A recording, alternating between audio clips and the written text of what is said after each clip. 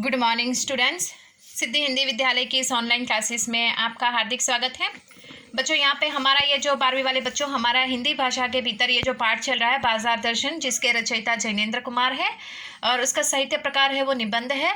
करीबन पाठ के जो 5 प्रश्न हैं स्वाध्याय के, उसकी चर्चा हो चुकी है जो आपको कॉपी में लिखने हैं। और यहाँ पे पाठ के आसपास के प्रश्न की हम चर्चा कर रहे थे, जिसमें पहला प्रश्न हो गया था हमारा। दूसरा प्रश्न तो उसमें भी आपको बताया था कि बाजार दर्शन पाठ में किस प्रकार के ग्राहकों की बात हुई है। तो 2 प्रकार के ग्राहकों की बात हुई, वो भी मैंने आपको बताया। और तीसरा प्रश्न शायद हम उसकी चर्चा करना बाकी है, तो तीसरे प्रश्न की चर्चा कर लेते हैं। तो यहाँ पे तीसरा प्रश्न जो है तो उसमें क्या है कि आप बाजार की भिन्न भिन्न प्रकार की संस्कृति से अवश्य परिचित होंगे। मॉल की संस्कृति और सामान्य बाजार और हाट बाजार की संस्कृति में आप क्या अंतर पाते हैं? परचेसिंग पावर आपको किस तरह से बाजार में नजर आती है? तो बच्चों, यहाँ पे हमें 3 प्रकार के बाजार की चर्चा करनी है। एक तो सबसे पहले है मॉल का बाजार, दूसरा है सामान्य बाजार और तीसरा है हाट बाजार। ये तीनों की संस्कृति कैसी है उसकी चर्चा हम करते हैं। तो सबसे पहले मॉल की संस्कृति को हम लेते हैं, मॉल बाजार को। मॉल की संस्कृति का आज मतलब बहुत ही बोलबाला है। जिसे देखो वह आज मॉल में खरीदी करने के लिए जाता है। मॉल में एक ही छत के नीचे असंख्य प्रकार के सामान बिकते हैं। वस्तुओं की चमक दमक यहाँ अपनी चरम सीमा पर होती है और वस्तुओं की खरीदी भी बहुत होती है। यह संस्कृति उच्च तथा उच्च मध्यम वर्ग से संबंधित है। मॉल की संस्कृति से परचेजिंग पावर को बढ़ावा मिलता है। देखा, तो मॉल की संस्कृति तो आज ज़्यादातर देखें तो मध्यम वर्ग के लोग भी मॉल में जाते हैं, ज़्यादा ना सही लेकिन थोड़ा बहुत तो खरीदी करते हैं। तो मॉल की संस्कृति के बारे में बताया गया है बच्चों की, मतलब मॉल में असंख्य सामानें बिकती है, वस्तुएं बिकती है और ये असंख्य वस्तु एक अलग प्रकार की सजा धजा कर रखी हुई वस्तु होती है। उनकी चमक दमक होती है जो चरम सीमा पर होती है। उसको देखकर ही लोग वहाँ से मॉल से सामान चीज़ें खरीदने के लिए उत्सुक रहते हैं और खरीद के लाते भी है। एक उच्च समाज का वर्ग ज़्यादातर मॉल में से खरीदी करता है। इसके साथ साथ मैं तो कहती हूँ मध्यम वर्गीय परिवार जो होता है वो भी कभी कभी मॉल में जाता है। कुछ एक चीज़ें हम भी वहाँ से खरीदी करते हैं। तो ये हुई मॉल की संस्कृति की बात। अब यहाँ पे सामान्य बाजार की बात करते हैं। तो सामान्य बाजार में हम देखें तो यहाँ पे कौन सी बात आएगी? सामान्य बाजार समाज के सभी वर्ग के लिए खुला हुआ होता है। यहाँ मनुष्य की ज़रूरतों के आधार पर सामान अधिक बिकते हैं। यहाँ बाहर चमक दमक कम होने के कारण ग्राहकों का शोषण भी कम होता है। देखा, मॉल में शोषण मतलब ज़्यादा होता है। शोषण होना मतलब वहाँ पे क्या होता है कि जो मॉल में जो एसी चलता है, जो हाईफाई जो हमें सब दिखता है, जो जिस प्रकार के वहाँ की चमक दमक होती है, तो उसका भी वो भाव लगाते हैं, कीमत लगाते हैं वो वस्तु के ऊपर, तो वो वस्तु हमें महंगी मिलती है।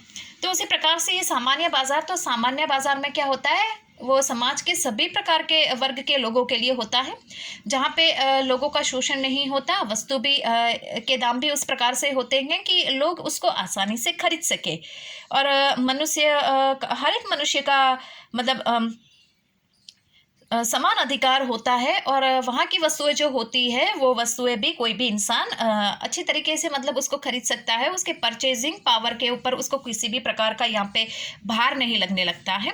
तो ये हुआ सामान्य बाजार। उसके बाद यहाँ पे तीसरा बाजार, तीसरी संस्कृति कौन सी है? हाट संस्कृति। अब ये हाट संस्कृति किस प्रकार की होती है, उसमें क्या होता है वो हम देख लेते हैं। ठीक है बच्चों, हाट संस्कृति में निम्न व गरीब परिवेश के ग्राहकों की बोलबाला है। इसमें भी दिखावा नहीं होता। प्रायः हाथों द्वारा निर्मित वस्तुओं का भी विक्रय अधिक होता है। विक्रय यानी बिकना। परचेजिंग पावर मॉल संस्कृति में नजर आती है क्योंकि वहाँ अनावश्यक सामान अधिक खरीदे जाते हैं। पैसों की शक्ति के कारण मनुष्य उन वस्तुओं को भी खरीद लेता है जिसकी उसे ज़रूरत नहीं होती। अब यहाँ पे बच्चों हाट संस्कृति की बात हुई, तो हाट संस्कृति किसके लिए है? जो गांव में रहने वाले लोग, जो निम्न एवं गरीब परिवेश के जो लोग हैं, ये लोग हाट संस्कृति में जाते हैं। ये हाट संस्कृति भी बहुत अलग प्रकार की होती है। उसमें भी शोषण नहीं होता। वहाँ पे भी क्या होता है, हाथों द्वारा बनाई हुई वस्तु का ही अधिक मतलब वस्तु का वहाँ पे बिकने के लिए आती है और लोग उसको खरीदते भी हैं। और वस्तु के दाम भी उसी प्रकार से होते हैं कि जो ग्राम्य परिवेश के लोग हैं उसको आसानी से खरीद सके। और ये परचेजिंग पावर की बात करें बच्चों, तो ये परचेजिंग पावर कहाँ पे देखने को मिलता है? मॉल। मॉल की संस्कृति में वो हमें ज़्यादा देखने को मिलता है, क्योंकि वहाँ पे क्या होता है, जो वस्तुएं होती है चमक दमक वाली होती है, और इंसान की ज़रूरत नहीं होने पर भी वो चमक दमक देखकर वो फिजूल की फालतू चीज़ें उठाकर वो आ जाता है। इसलिए यहाँ पे जो वस्तु है, पैसे की शक्ति के कारण मनुष्य उन वस्तु को भी खरीद लेकर आता है जिसकी उसे ज़रूरत नहीं होती। तो यहाँ पे ये तीनों संस्कृति की बात इस प्रश्न में हो गई है। अब यहाँ पे बच्चों देखा जाए तो चौथा जो प्रश्न है, चौथा प्रश्न हम यहाँ पे देख लेते हैं। चौथे प्रश्न में यहाँ पे कौन से भाई वस्तु की बात की गई है, चौथा प्रश्न किस प्रकार का है। तो चौथे प्रश्न में हम देख सकते हैं बच्चों यहाँ पे, तो चौथे प्रश्न में देखो स्पष्ट रूप से कि लेखक ने यहाँ पे स्पष्ट रूप से यहाँ पे हम बात करें चौथे प्रश्न में, तो लेखक ने पाठ में संकेत किया है कि कभी कभी बाजार में अनावश्यक ही शोषण का रूप धारण कर लेती है। क्या आप इस विचार से सहमत है? तर्क सहित उत्तर दीजिए।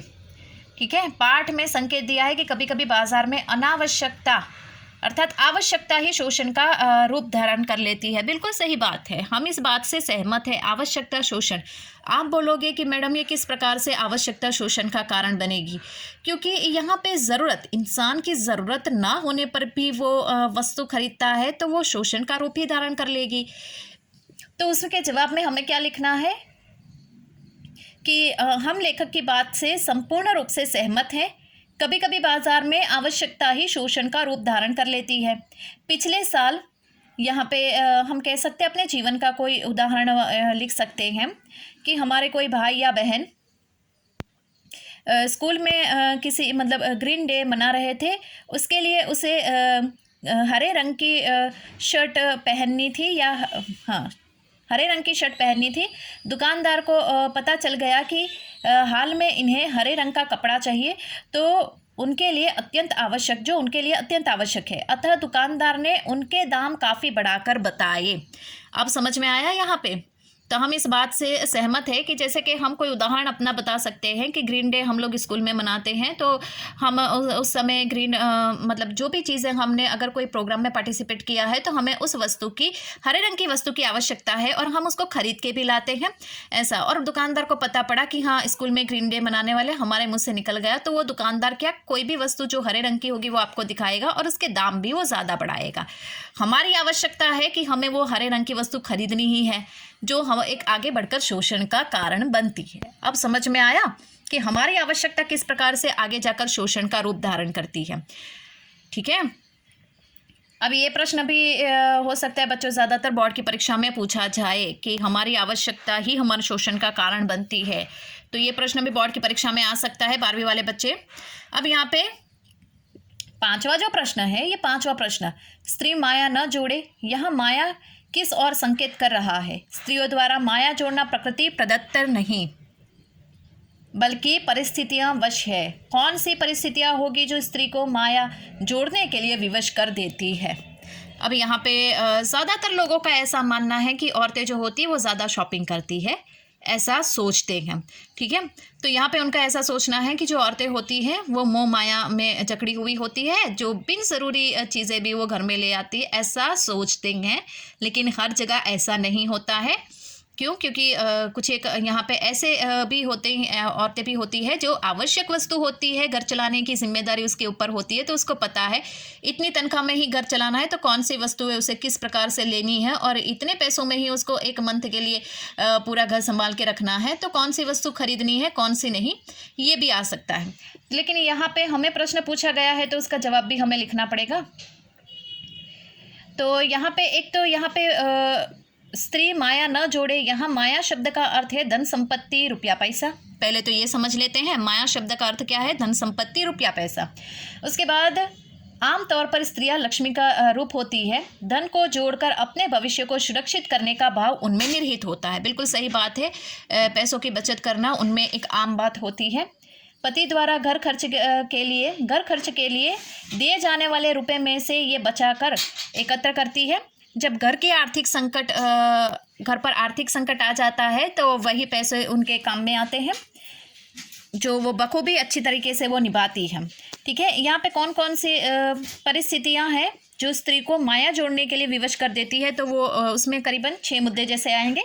पहला मुद्दा है घर की ज़रूरतों की पूर्ति हेतु। दूसरा है भविष्य की सुरक्षा करने की भावना के हेतु। तीसरा है संतानों की शिक्षा हेतु। चौथा है संतान के विवाह के हेतु। पांचवा है आत्मनिर्भरता की पूर्ति हेतु।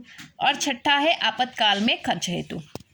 तो मतलब यहाँ पे स्त्री माया ना जोड़े, तो माया का मतलब होता है धन संपत्ति। तो धन संपत्ति औरत जो होती है वो 6 वजह से वो बचत करती है।